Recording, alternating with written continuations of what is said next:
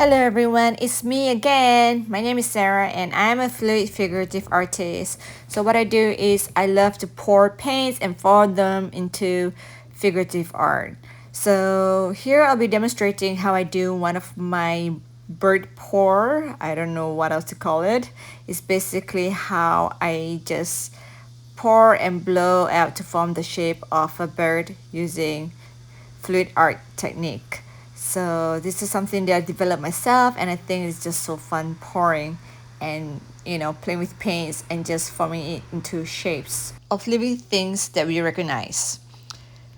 While watching the process, if you're new to my channel, please subscribe to it if you enjoy this and if you enjoy arts and you think that this is enjoyable or that you can learn something or two from me, then please subscribe and hit the notification button so that you can get updates from me as soon as I upload a new video. So thank you all for your support and your love and your courage.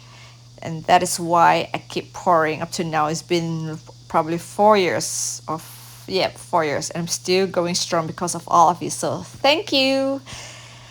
Now here I've mixed two different background colors. One is like a teal grayish blue and another one is like a lilac purple. So these are the colors that I want my background to be, and then I'll show you a very easy way that you can form a bird just using straight lines or just a curve line of colors.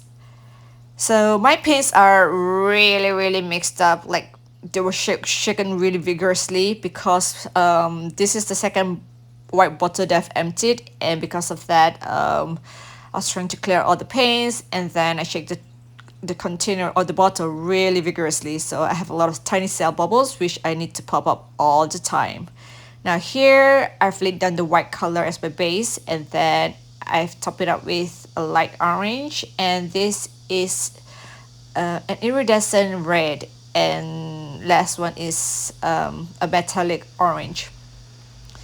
So here I have this dark gold color, and then I'm going to add more white because I want it to be whiter, but my white is a bit thin, so I'm not sure how this would turn out to be, but I can see there are a lot of paints to it. So yeah, I hope this turns out well.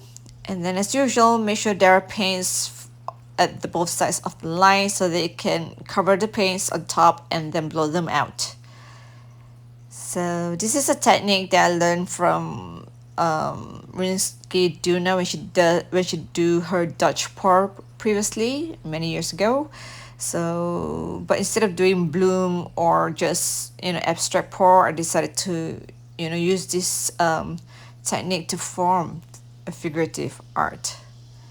So here I am slowly manipulating the paints and then trying to cover as much top layer as I can, but of course I don't want it to be too covered, so otherwise it defeats the whole purpose of forming shapes, right?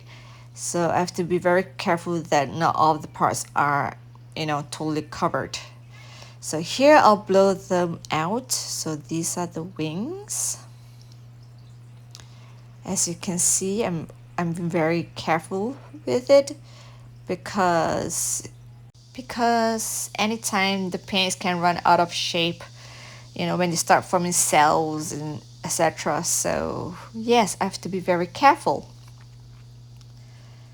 So I'm just blowing out all the paints according to the direction of where I want them to go. So yeah, this is actually really fun. I enjoyed this piece and I enjoyed these colors. So this color combination I got from one of my pours that dried beautifully, but the more it cured, I just have a feeling that it might crack, and yes, it did. It cracked, so it totally ruined the whole painting of the seahorse. But I love the colors, so I kept the colors for this pour instead.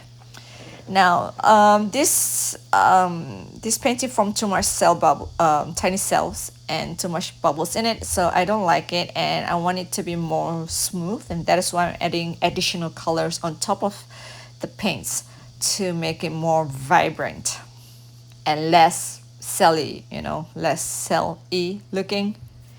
Yeah, so it's again the same colors. Now for the white.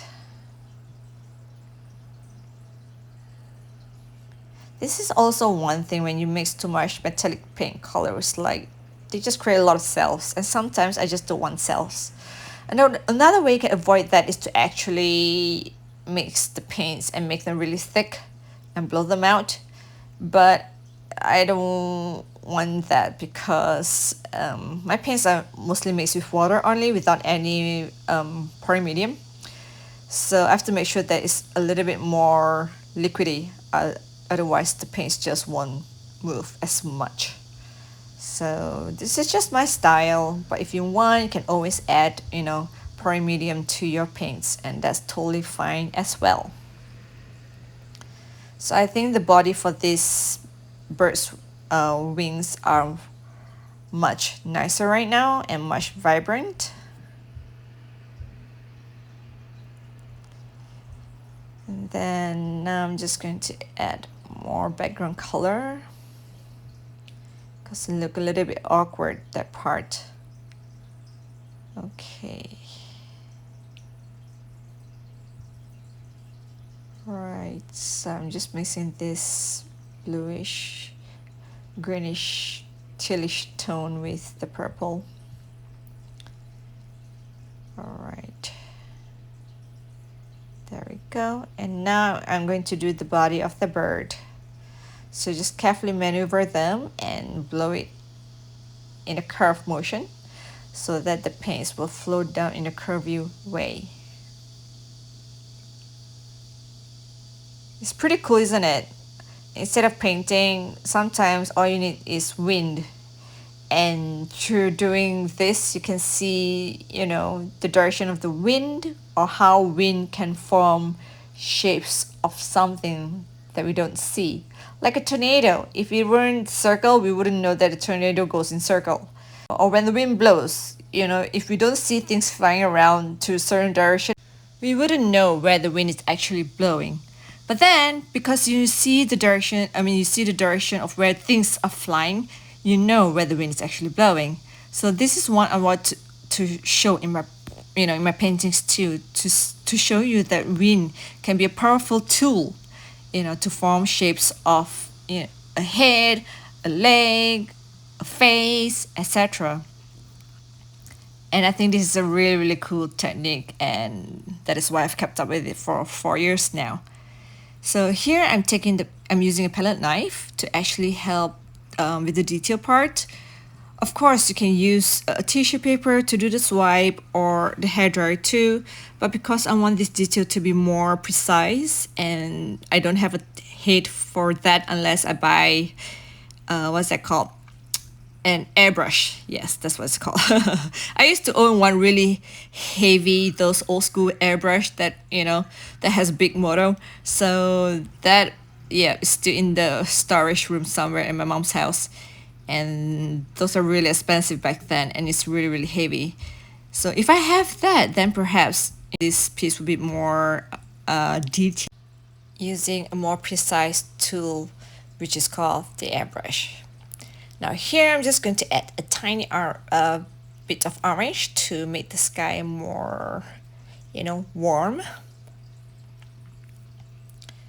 Then I'm just going to mix them all together.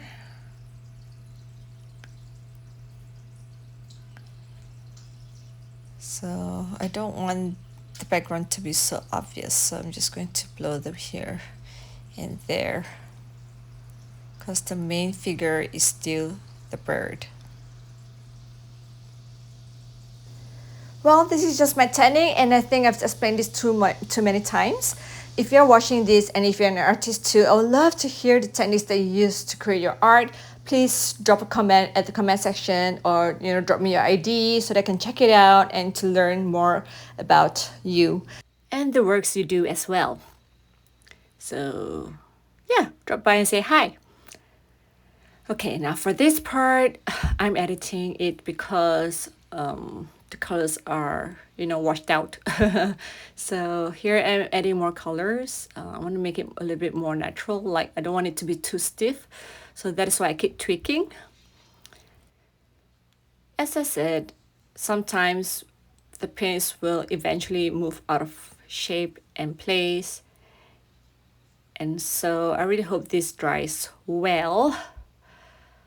So this is the end result. Of course, you can see the shimmery, glittering effects of the metallic paints because the whole thing's still wet. However, I'm eager to wait for this to dry and can't wait to see the final end result. So stay tuned on my Instagram and take care, guys. See y'all soon. Bye.